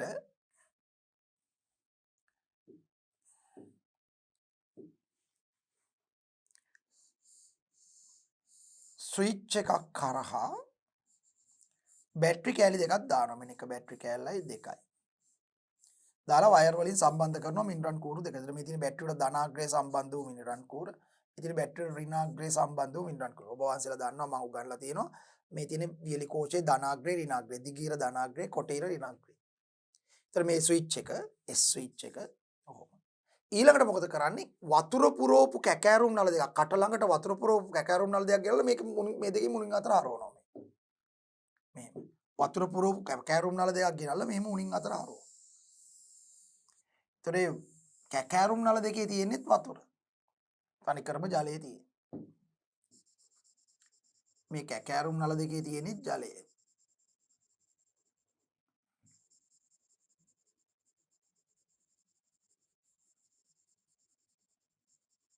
හරි. දැන් මේකේ තනිකරම තියෙන්නේ ජලය. දැන් මේවයි ජලය. දැන් මේවයි ජලය. මේකේ ජලය. කට ළඟට වතුර තියෙනවා.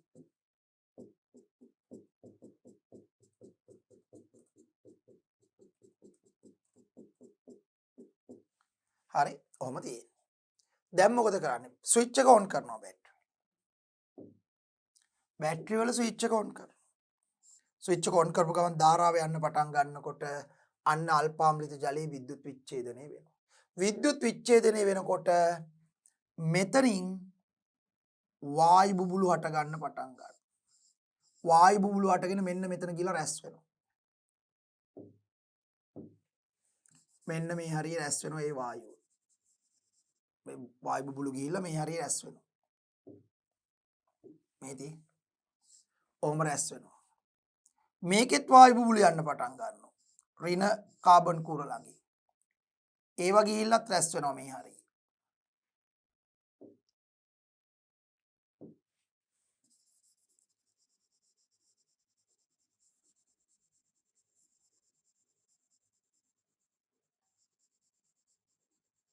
වතුර නැහැ එතකොට මේ වායු රැස් වෙලා. ඒතර මෙතන රැස් වූ වායුව ඔක්සිජන් වායුව.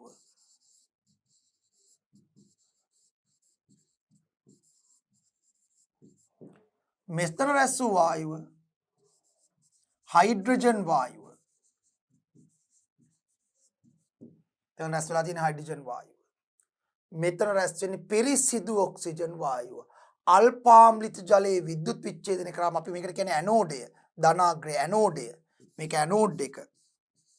හරි. මේක කැතෝඩය. කැතෝඩ් එක. හරි. අල්පාම්ලිත ජලයේ විද්‍යුත් විච්ඡේදනය කරාම කැතෝඩය අසල රැස් වෙන්නේ හයිඩ්‍රජන්. ඇනෝඩය අසල රැස් වෙන්නේ ඔක්සිජන්. ඒතර මේකෙන් කරන්න පුළුවන්. එතකොට දැන් කාට හරි හිතෙන්න පුළුවන් ඉතින් මෙච්චර අමාරුවෙන් දුක් විඳින්න ඕනේ නෑනේ.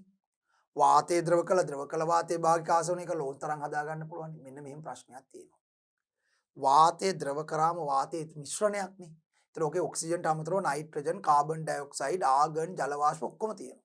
දැන් මේක භාගික ආසවනය කරනකොට හිමින් හිමින් එක එක තාපාංකවලදී එක එක සංඝටකයේ වෙන් වෙනකොට ඔක්සිජන්ගේ තාපාංකයේදී ඔක්සිජන් වෙන් කර ගන්නකොට ඔක්සිජන්ගේ තාපාංකයට කිට්ටුවෙන් තියෙන එක එක සංඝටකයේ ඒ උෂ්ණත්වයේදී වෙන් කරනකොට ඒ තාපාංකවලදී වෙන් වෙන්නේ. ඒතර ඔක්සිජන්ගේ තාපාංකයට ආපම ඔක්සිජන් වෙන් වෙනවා අපිට වෙන් කරලා ගන්න පුළුවන්. ඒක ඇත්ත. හැබැයි ඔක්සිජන්ගේ තාපාංකයට කිට්ටුවෙන් තියෙන තව කවුරු හරි සංඝටකයක් හිටියොත් එයත් ඔක්සිජන් එක්ක ඔය ASCII වාෂ්ප වෙනවා. ඒ නිසා අර වෙන් කරලා ගන්න මිශ්‍රණයේ 100%ක්ම ඔක්සිජන් තියෙනවා කියලා සහතික වෙන්න බෑ. සෑහෙන ප්‍රමාණයක් ඔක්සිජන් තියෙයි. හැබැයි මේ ඔක්සිජන්ගේ තාපාංකයට කිට්ටුවේ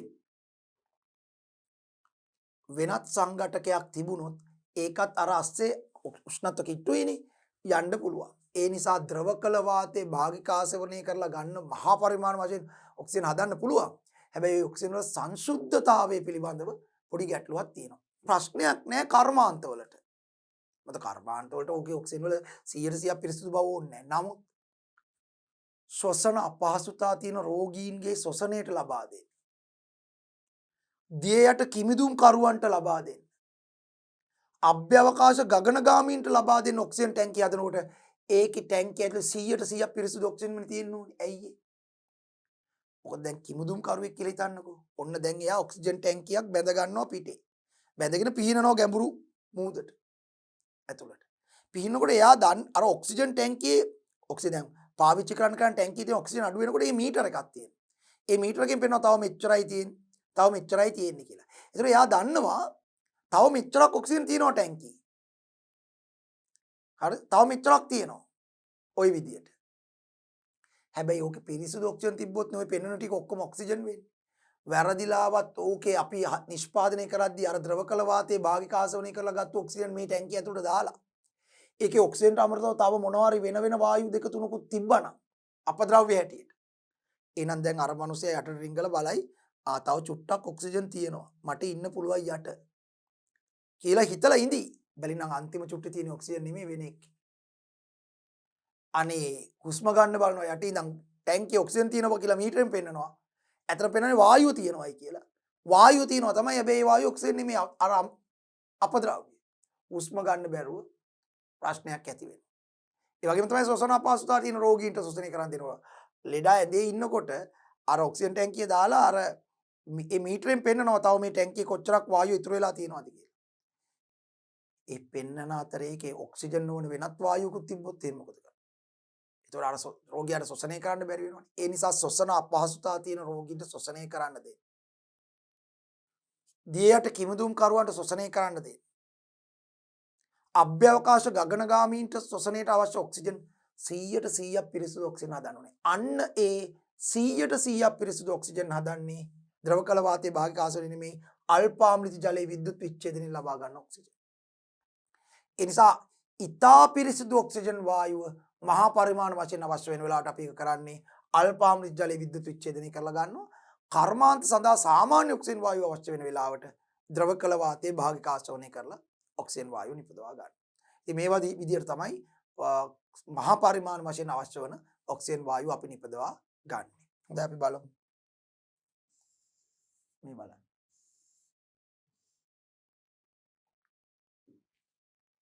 ඔක්සිජන්. ඔක්සිජන් අවර්ණ ගන්ධයකින් තොර හා බොහෝ මූලද්‍රව්‍ය සමග ඔක්සිකාරකයක් ලෙස ප්‍රතික්‍රියා කරනු ලබන වායුවක් වේ. නිර්වර්ණ නිර්ගන්ධ වායුවක් හරි ප්‍රතික්‍රියාශීලී දහන පෝෂකයක් බොහෝ මූලද්‍රව්‍යක ප්‍රතික්‍රියා කරලා ඔක්සිකරණයට ලක් කරනවා. වායුවක් වේ. ඔක්සිජන් වායුව වායුගෝලීය වාතයේ 21ක් පමණ ප්‍රතිශතයකින් පවතී. ඔක්සිජන් වායුව වාතයේ භාගික ආසවණය කිරීමෙන් හා අල්පාම්ලිත ජලයේ විද්‍යුත් විච්ඡේදනය කිරීමෙන් කාර්මිකව නිපදවනු ලැබේ. right. ඊළඟට වායුමය ඔක්සිජන් වල ප්‍රයෝජන. වෙන ඔක්සිජන් වායුවේ ප්‍රයෝජන. ශ්වසනයේ අපහසු රෝගීන්ට කෘත්‍රිම ශ්වසනය ලබා දීමට ඔක්සිජන් වැදගත්. කොහොමත් ඉතින් ජීවීන්ට ශ්වසනය කරන්නත් ඕනේ ඔක්සිජන් තමයි. නමුත් මෙතන ශ්වසන අපහසුතාව තියෙන රෝගීන්ට ශ්වසනය කරන්න අපි කෘත්‍රිමව හදපු ඔක්සිජන් දෙන්න එපේ. කිමිදුම් කරුවන්ගේ සහ අභ්‍යවකාශ ගාමීන්ගේ ප්‍රයෝජනයට දහන පෝෂක වායුවක් ලෙස ද්‍රව්‍ය දාන්න. හැම ද්‍රව්‍යයක්ම දහනය වෙනකොට මං කෝ ඔක්සිජන් ඕනේ කියලා. ඔක්සිජන් නැතුව දහනය වෙන්න බෑ. ඒ නිසා ඔක්සිජන් වල ප්‍රයෝජනයක් තමයි ද්‍රව්‍ය දාන. කර්මාන්ත ශේෂ්ත්‍රයේදී උඟක් කර්මාන්තවලදී දහන ප්‍රතික්‍රියා සිද්ධ කරනවා. විවිධ දේවල් දහනය කරලා විවිධ නිෂ්පාදන කරනවා. ඒ දහන ක්‍රියාවලිය කරන්න කාර්යක්ෂමව කරන්න කෘත්‍රිමව හදාගත්ත ඔක්සිජන් ලබා දෙනවා. ඒ ඔක්සිජන් දී බාහිර කියන්නේ සාමාන්‍ය වාතයේ තියෙන 21යිනේ. පිරිසිදු ඔක්සිජන් දිදී දහනය ශීඝ්‍ර කරගෙන කර්මාන්තයේ කාර්යක්ෂමතාවය වැඩි කරගන්නවා. ඒ වගේ කර්මාන්ත වලට අපිට කෘත්‍රිමව හදාගත්ත ඔක්සිජන් ඕන වෙනවා. දහනය වේගවත් කරගන්න. මොකද දහන පෝෂකයේ ඔක්සිජන් නිසා දහනය වේගවත් කරගන්න ඕන වෙනවා. සාමාන්‍ය විදිහට දහනය කළා හරියන්නේ නැහැ. විශේෂ උදුන් වල වැඩිපුර දහනය කරන්න අපි පිටින් ඔක්සිජන් සැපයීමකුත් ලබා දෙනවා ඉන්ධනයට අමතරව. ඒතර ඉන්ධනයක් දෙනවා පිටින් ඔක්සිජන් සැපයීමකුත් දෙනකොට හොඳට ඉන්ධනය අර ඔක්සිජන් සැපයීමෙන් ඔක්සිජන් අරගෙන දැවිලා ඉතා ඉක්මනට ඒ දහන ක්‍රියාවලිය සිදු කරගෙන කර්මාන්තයේ කාර්යක්ෂම කරගන්නට පුළුවන්. right. ඊළඟට අපි යන්න හදන්නේ ඇසිටලීන් හෙවත් එතයින් වායුවට. ඔය සාමාන්‍ය ඇසිටලීන් වායුව සාමාන්‍ය වාතයේ තියෙන වායුවක් නෙවෙයි. ඇසිටලීන් එවත් එතයින් වායුවේ සූත්‍රය C2H2 C2H2 එතයින්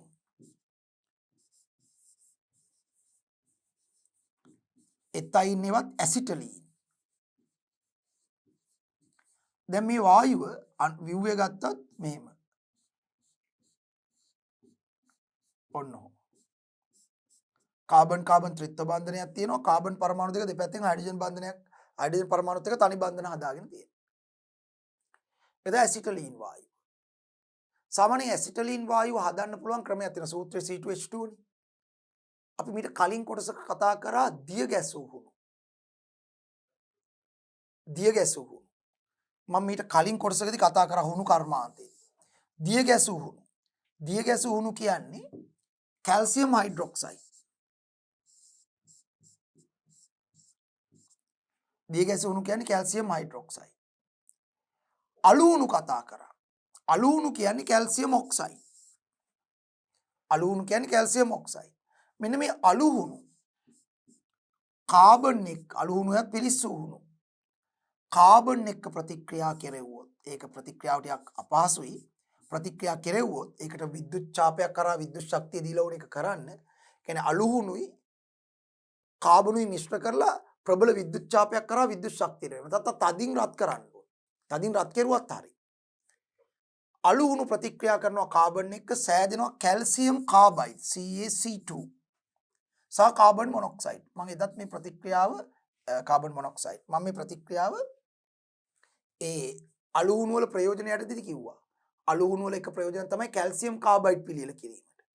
කැල්සියම් කාබයිඩ් හදන්නේ අලු හුණුත් එක්ක කාබන් ප්‍රතික්‍රියා කරලා තදින් රත් කරලා හෝ විද්‍යුත් ඡාපයක් කරා විද්‍යුත් ශක්තිය දීලා. මම මේ ත්‍රිකෝණයක් දෙමේ රත් කරනවා කියලා පෙන්නනවා. ඒතර හැදෙනවා කැල්සියම් කාබයිඩ් කාබන් මොනොක්සයිඩ්. මෙන්න මේ කැල්සියම් කාබයිඩ් මතට CaC2 මතට ජලයේ ඉස්සම කැල්සියම් කාබයිඩ් කියන්නේ නිකන් සුදු පාට වගේ කැට.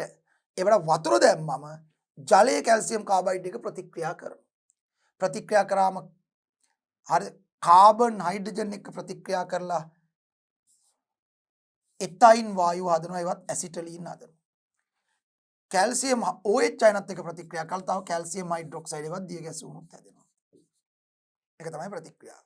කැල්සියම් කාබයිඩ් මතට ජලයේ සම කැල්සියම් කාබයිඩ් ජලයත් එක්ක ප්‍රතික්‍රියා කළා එතයින් සහ කැල්සියම් හයිඩ්‍රොක්සයිඩ් හදනවා. මෙන්න එතයින් ඉවත් ඇසිටලීන් වායුව හම්බුණා. ඔය තමයි එතයින් ඉවත් ඇසිටලීන් වායුව නිපදවා ගන්න. හරි. එතයින් ඉවත් ඇසිටලීන් වායුව නිපදවා ගන්න ඔන්න ඔය විදිහට. මේකත් නිර්වර්ණ වායුවක් නිර්ගන්ධ වායුවක්. වර්ණයක් නැහැ අවර්ණයි වායුව. ගඳක් සුවඳක් නැහැ. හරි. ප්‍රතික්‍රියාශීලීත්වයෙන් ටිකක් අඩුයි. නමුත් නැත්තෙම නැහැ. ප්‍රතික්‍රියාශීලීත්වයෙන් ටිකක් අඩුයි නමුත් නැත්තෙම නැහැ. ඉතින් මේ එතයින් වායුව අපි පාවිච්චි කරනවා. මේ එතයින් වායුව දහණය වුණාම ඉතා ඉහළ උෂ්ණත්වයක් තියෙන දැල්ලක් එනවා. එතයින් ඔක්සිජන් එක ප්‍රතික්‍රියා කරවන්න පුළුවන්. මෙහෙම එතයින් දහණය කරවන්න පුළුවන් ඔක්සිජන් තුල. දවන්න පුළුවන්. එතකොට හැදෙන්නේ කාබන් ඩයොක්සයිඩ් සහ ජලය. කාබන් ඩයොක්සයිඩුයි ජලයයි හැදෙන්නේ. මේකෙදි පිට වෙනවා අධික තාපයක්. ඒක නිසා මේකට කියන්නේ ඔක්සි ඇසිටලීන් දැල්ල. දැකලත් ඇති සමහරක් වෙලාවට දැන් නම් හුඟක් වෙලාවට මේ පෑස්සුම් කටයුතු කරන්නේ විදුලියෙන්. ඉස්සර විදුලියෙන් නෙමෙයි වෙල්ඩින් මේ පෑස්සුම් කටයුතු වෙල්ඩින් කරේ නිකන් යන්ත්‍රයකින්. ඒ යන්ත්‍රේ මෙහෙම වෙල්ඩින් ප්ලාන්ට් එක තියෙනවා මෙහෙම. ඔහොම වෙල්ඩින් ප්ලාන්ට් එක තියෙනවා. මෙතන තමයි රත් වෙන්නේ. මේ පැත්තෙන් තියෙනවා සිලින්ඩර දෙකක්. දැකලා ඇති ලොකු සිලින්ඩර දෙකක් තියෙනවා. වායු සිලින්ඩර දෙකක්. ඔහොම. පැත්තෙන් තියෙනවා මෙහෙම ලොකු වායු සිලින්ඩර දෙකක්. හරි වායු සිලින්ඩර දෙකක්. මේ දෙකෙන්ම නල දෙකක් ඇවිල්ලා තියෙනවා වෙල්ඩින් ප්ලාන්ට් එකට මෙහෙම. එක නලයයි අනික් නලයයි. මේ එකක තියෙන්නේ ඇසිටලින් වායුව. එතයින් වායුව. අනික එකේ තියෙන ඔක්සිජන් වායුව. දැන් මොකද වෙන්නේ? මේක වෙල්ඩින් කරනකොට ක්‍රියාත්මක කරනකොට මේ නලයෙන් ඇසිටලින් එනවා මේකෙන් ඔක්සිජන් ඇවිල්ලා මේ වෙල්ඩින් ප්ලාන්ට් එකේ කෙළවරදී මේ දෙක දහණය වෙනවා. ඇසිටිලින් දැවෙන ඔක්සිජන් තුල. දැවෙනකොට අර ප්‍රතික්‍රියාව වෙනවා. මොකද ප්‍රතික්‍රියාව? ඇසිටිලින් ඔක්සිජන් තුල දැවුනම මේ C2H2 ඇසිටලීන් ඔක්සිජන් තුල දැවුනම කාබන් ඩයොක්සයිඩ් සහ ජලය සෑදෙනවා. මේකෙදි විශාල තාපයක් පිට වෙන දැල්ලක් එනවා. ඒ දැල්ලේ උෂ්ණත්වය ගොඩක් අධික නිසා වෙල්ඩින් කටයුතු ලෝ පෑසියුම් කටයුතු කරන්න මේ දැල්ල පාවිච්චි කරනවා. මේකට කියන්නේ ඔක්සි ඇසිටලීන් දැල්ල. ඔක්සි ඇසිටලීන් දැල්ල. යනු ඔක්සි ඇසිටලීන් දැල්ල අධික උෂ්ණත්වයේ තියෙන නිසා ලෝහ පෑසියුම් කටයුතු සඳහා භාවිතා කරනවා. ඒතර ඔක්සි ඇසිටලීන් දැල්ල හදා ගැනීම එකම ද්‍රව්‍යයක් හැටියට අපිට ඔක්සිජනුත් වැදගත් වෙනවා. අනිත් පැත්තට ඇසිටලීන් වැදගත්. ඊට අමතරව මේ ඇසිටලීන් වායුව ශාක හෝමෝනයක් ලෙසත් ක්‍රියාත්මක වෙනවා. ශාක හෝමෝනයක්. ශාක වලට හෝමෝනයක්. ඒ නිසා ඵල ඉදීමට අමු ගෙඩි ඉදවීමට අමු ඵල ඉදවීමට ඇසිටලීන් වායුවට හැකියාවක් තියෙනවා. ඒ නිසා ඇත්තටම ගහක ස්වභාවිකවත් ගෙඩියක් තියෙනකොට ඒක ඉදෙන්නේ ගහේ ස්වභාවිකව නිපදවන ඇසිටලීන් වායුව නිසා. දැන් අඹ ගහේ ගෙඩි අමුයි. අපි කියනවා තව සතියකින් දෙකකින් ඔගේ ගෙඩි ඉදෙයි. ඒ ඉදෙන්නේ කොහොමද? අඹ ගහේ ස්වභාවිකව නිපද වෙනවා ඇසිටලීන් වායුව. ඒ ඇසිටලීන් වායුව හෝමෝනයක් ලෙස ක්‍රියාත්මක වෙලා ශාක හෝමෝනයක් ලෙස ක්‍රියාත්මක වෙලා අඹ ගෙඩියේ ඉදීමේ ප්‍රතික්‍රියාව වේගවත් කරලා තමයි ඉදෙන්නේ. දැන් මේක මිනිස්සු හොයාගත්තා. ඒ කියන්නේ ඇසිටලීන් වායුවට අමු ගෙඩි ඉදවීමේ හැකියාවක් තියෙනවා. හැබැයි ගහ ස්වභාවිකව කරනකොට දවසෙන් දෙකෙන් ඕක කරන්නේ නැහැ. ගහේ ස්වභාවිකව චුට්ට ඇසිටලීන් හැදෙන්නේ. ඒ හැදෙන ඇසිටලීන් වලින් අර අමු ගෙඩිය පොඩ්ඩ තමයි ඉදෙන්නේ. දැන් මිනිස්සු කල්පනා කරා ඒ කියන්නේ ඇසිටලීන් ගොඩක් ගෙවුවොත් ටක් ගාලා අමු ගෙඩිය ඉදව ගන්න පුළුවන්. අන්න මිනිස්සු මොකද කරේ? ගන්නවා කෙහෙල් කෑන් අමු කෙහෙල් කෑන්. අරගෙන මොකද කරන්නේ? කැල්සියම් කාබයිඩ් කැට හොයාගන්න පුළුවන්. කැල්සියම් කාබයිඩ් කැට ඕනේ තරම් තියෙනවා. කඩවල වල තියෙනවා කාබයිඩ් කැට කියලා කියන්නේ. කාබයිඩ් කැට කුඩු කරලා ඒ කුඩු ටික අමු කෙහෙල් මල ඒ කියන්නේ කෙහෙල් කැනේ අමු කෙහෙල් කැනට ඒ කුඩු දාලා වතුර දානවා. වතුර දාපු ගමන් මේ ප්‍රතික්‍රියාව වෙනවනේ. මොකද්ද ප්‍රතික්‍රියාව? කැල්සියම් කාබයිඩ් ප්‍රතික්‍රියා කරනවනේ ජලයත් එක්ක. ප්‍රතික්‍රියා කරුවම ඇසිටලීන් හැදෙනවනේ. C2H2 සහ කාබන් මොනොක්සයිඩ් හැදෙනවනේ. මේ C2H2 ඇසිටලීන් ටක් ගාලා අර අමු කෙසෙල් ගෙඩි ඉදවන්න පටන් ගන්නවා. අන්න සමහරක් වෙලාවට උදේට අමුවට තියෙන කෙහෙල් කැන හවස් වෙනකොට ඉදවන්න පුළුවන්. හවස වෙන්න ඕනේ නැහැ. දවල් වෙනකොට පැය කිහිපෙක ඉදවන්න පුළුවන්. වැඩිපුර කැල්සියම් කාබයිඩ් කුඩු දාලා වතුර ඉස්ස ගමන් කැල්සියම් කාබයිඩ් වතුරත් එක්ක ප්‍රතික්‍රියා කරලා ඇසිටලීන් හැදෙනවා. ඇසිටලීන් කියන්නේ එතයින් වායු ශාකවල ස්වභාවිකවත් හැදෙන එක. නමුත් ඒක ක්‍රමානුකූලව ශාක හැදෙන්නේ. මෙතන ගොඩයි. ඒ නිසා අරක ලෙල්ල කහ වෙලා ඉදෙන්න පටන් ගන්න. හැබැයි ඒක අර ස්වභාවිකව ඉදෙන විදියට නෙමෙයි. ඒක නිසානේ මිනිස්සු සමහර අය කියන්නේ ඔය පාරයිනේ තියෙන ඒවා කාබයිඩ් ගහපුවා කාබයිඩ් ගහලා ඉදවලා ඒ නිසා මේක කිසිම රසක් නැහැ කියලා. ඒ අර ඇසිටලීන් වායු කාබයිඩ් ගහලා ජලයත් ඉසිනවා. අනිවාර්යෙන් කාබයිඩ් කුඩු ඉස්සර පස්සේ වතුරේ ඉන්න ඕනේ. ටක් ගාලා ඉදෙනවා ඕන ගෙඩියක් අමු ගෙඩියක්. මොකද ස්වභාවිකවත් ඒකෙන් තමයි වෙන්නේ. නමුත් ඒකට වඩා මෙතන කෘතිමව අර රසවත් වෙන්නේ නැතුව ඉක්මනට ඉදිලා යනවා. ඒ අනුව ඵල ඉදීම වේගවත් කරනවා ඇසිටලීන් වායුවෙන්. රයිට් ඵල ඉදීම වේගවත් කරනවා. නම් මේ බලන්න. ඇසිටිලීන් වල ප්‍රයෝජන. ඇසිටිලීන් අවර්ණ ගන්ධයකින් තොර ප්‍රතික්‍රියාශීලීත්වයෙන් අඩු වායුවක් වේ. ටිකක් අඩුයි නමුත් නැත්තෙම නෑ. තරමක් අඩුයි. කැල්සියම් කාබයිඩ් මතර ජලය එකතු කිරීමෙන් ඇසිටිලීන් නිපදවා ගත හැකිය. මෙතෙන් ඉහළ උෂ්ණත්වයේදී අර්ධ දහනයකට ලක් කිරීමෙන්ද ඒකත් තව ක්‍රමයක්. සාමාන්‍යයෙන් අපි ඇසිටිලීන් හදන්නේ කැල්සියම් කාබයිඩ් මත වතුර ඉයලා. මෙතෙන් ඒවත් ජීව වායුව.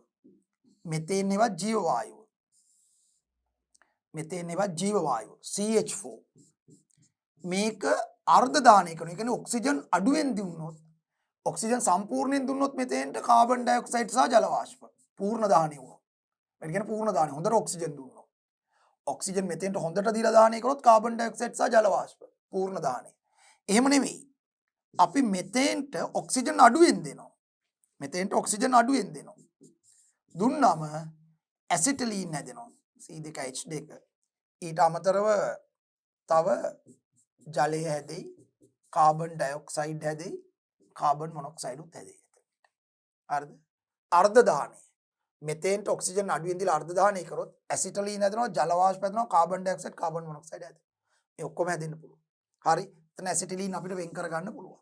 අන්න ඒ වගේ කියන්නේ මෙතෙන් අර්ධ දාහනයට ලක් කිරීමොත් මේක හදන්න පුළුවන්. ඒක තමයි මේ කියලා තියෙන්නේ. හරි. මෙතෙන් ඉහළ උෂ්ණත්වයේදී අර්ධ දාහනයට ලක් කිරීමෙන්ද ඇසිටිලින් නිපදවා ගැනීම. මහා පරිමාණ අවශ්‍ය වෙන වෙලාවට එහෙමත් කරනවා. නැත්නම් කැල්සියම් කාබයිඩ් මත ජලය ඉසලත් මේක කරන්න පුළුවන්.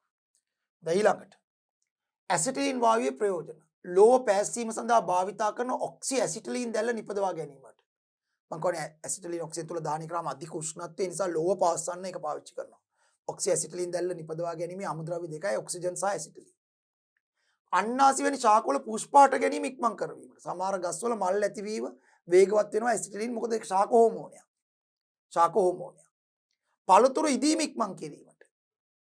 කැල්සියම් කාබයිඩ් ගහලා වතුරේ ඉන්නේ ඒකයි කාබයිඩ් ගහපු පළතුරු කාබයිඩ් ගහලා ඉදවපුවා කියලා ඔය සමහරක් වැඩිහිටියෝ කියන්නේ ඒකයි. පළතුරු ඉදීම ඉක්මන් කරනවා ඇසිටිලින් ශාක හෝමෝනයක් නිසා. පහන් වල ප්‍රදීපන ද්‍රව්‍යයක් ලෙස. ඒ කියන්නේ සමහර බල්බ් හදනකොට ඒ ඇතුළට ඇසිටිලින් වායුව දානවා.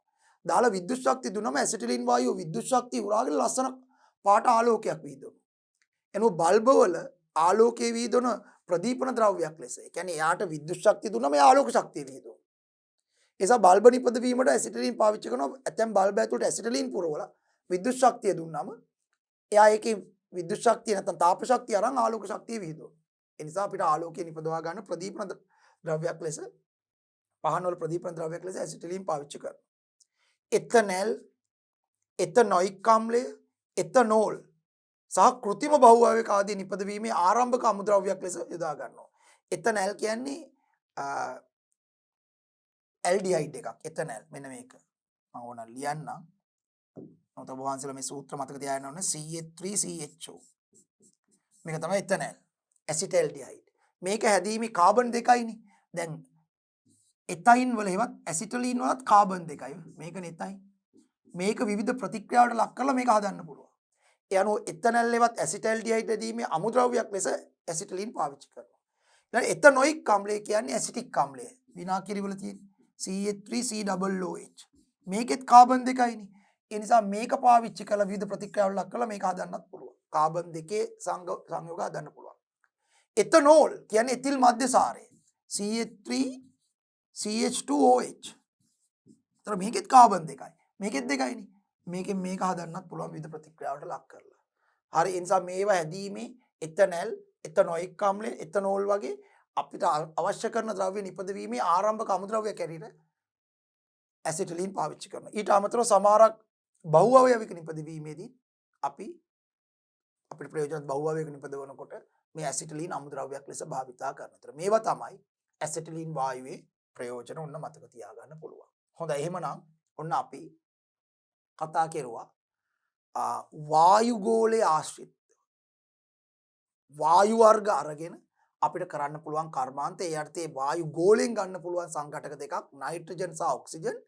වායු ගෝලයෙන් ගන්න බැරි වුණත් පහසුවෙන් නිපදවා ගන්න පුළුවන් ඇසිටිලින් වායුව. මෙන්න මේ වායු තුනෙන් කරන්න පුළුවන් කර්මාන්ත මොනවද? කර්මාන්ත වලදී කොහොමද මේක ප්‍රයෝජනට ගන්නේ? සහ මේවා නිපදවන්නේ කොහොමද කියන එක පිළිබඳව තමයි අපි විස්තරාත්මකව කතා කරේ. ඔබ වහන්සේලාගේ විෂය නිර්දේශයේ සීමාවට ගැලපෙන්න තමයි මම මේ දේවල් කිව්වේ. ඉතින් මේ ටික හොඳින් අධ්‍යයනය කරලා අවබෝධ කරගෙන තේරුම් අරගෙන සූදානම් වෙලා එනේ ඊළඟ කොටසේදී අපි මේ පාඩමේ අවසාන කොටස ඇටියට ශාක අමුද්‍රව්‍ය යොදාගෙන කරන්න පුළුවන් කර්මාන්ත. ශ්‍රී ලංකාවේ තියෙන ශාක වලින් ලබා ගන්නා කොටස් අමුද්‍රව්‍ය ලෙස භාවිතා කරලා සිදු කරන්න පුළුවන් කර්මාන්ත ගැන කතා කරලා මේ කර්මාන්ත රසායනික කර්මාන්ත කියන පාඩම ඉවර කරන්නයි අපි බලාපොරොත්තු වෙන්නේ ඊළඟ කොටසේදී. ඉතින් ඒ සඳහා මේ දක්වා කරපු සියලු කොටස් නැවත හොඳින් පාඩම් කරලා අවබෝධ කරගෙන මතක් කරගෙන සහභාගී වෙන්න ඊළඟ කොටසට. හොඳයි එහෙනම් ඊළඟ කොටසේදී ශාකාශ්‍රිත කර්මාන්ත සාකච්ඡා කිරීමේ අරමුණ ඇතුව අදට මේ කොටසින් සමුගන්නවා. සියලු දෙනාට තෙරුවන් සරණයි. සබ්බදානං ධම්මදානං ජිනාති. සියලු දානයන්ට වඩා ධර්ම දානය උතුම් වන්නේය යන උතුම් බුදු වදන පසක් කරමින් පිරිවෙන් අධ්‍යාපනය ලබන සුවහසක් පොඩි හාමුදුරුවන් වහන්සේලාගේ මෙහෙණින් වහන්සේලාගේ සහ දුවා දරුවන්ගේ දහම් ඇස විවර කරමින් සම්බුද්ධ ශාසනයේ චිරස්ථිතිය උදෙසා ධම්මික පෙරේරා ෆ්‍රෙසිලා පෙරේරා පදනම මගින් සිදු කෙරෙන මහඟු සමාජ සත්කාරයයි ඩී.පී. පිරිවෙන් අධ්‍යාපනය.